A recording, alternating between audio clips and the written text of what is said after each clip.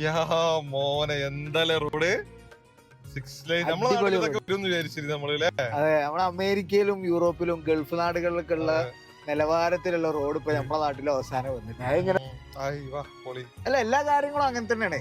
ഇപ്പൊ ഭക്ഷണങ്ങളായാലും വസ്ത്രമായാലും ഇപ്പൊ മന്തി അതുപോലെ അങ്ങനത്തതൊക്കെ നമ്മൾ ഗൾഫിൽ നിന്നോ അല്ലെങ്കിൽ യൂറോപ്പിൽ നിന്നൊക്കെ കോപ്പി അടിച്ചിട്ടാണ് കഫേ സ്റ്റൈല് ആ ഒരു കൾച്ചറൊക്കെ നമ്മളെ നാട്ടിൽ വന്നിട്ടുണ്ട്. അത് കൺസ്ട്രക്ഷൻ മേഖലയിലും ആ കൾച്ചർ വന്നിട്ടുണ്ട്. അതെ, വുഡൻ ഫ്ലോറിംഗ് ഇപ്പൊ കണ്ടില്ല, ഇപ്പൊ എല്ലായിടത്തും ട്രെൻഡിങ് ആയി മാറിയിരിക്കണേ വുഡൻ ഫ്ലോറിംഗ്. എല്ലാരും ഇപ്പൊ വുഡൻ ഫ്ലോറിംഗ് ചൂസ് ചെയ്യണം. കാരണം ഗൾഫിലുള്ളവരായാലും പുറത്തുള്ള യൂറോപ്യൻ കൺട്രീസിലൊക്കെ ജീവിച്ചവർക്കൊക്കെ ഇത് ഓൾറെഡി ഫീൽ ചെയ്ത് അതിന്റെ ഗുണങ്ങളും ഇതും അവരെന്ത് ചെയ്തിട്ടുണ്ട്, എക്സ്പീരിയൻസ് ചെയ്തിട്ടുണ്ട്.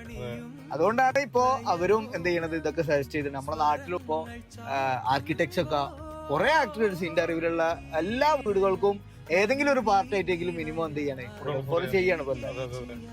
നിർബന്ധമായി മാറിയിട്ടുണ്ട്. ഇപ്പൊ മാർബിളും ഇതൊക്കെ ശരിക്കും ട്രെൻഡ് ഔട്ട് ആയി.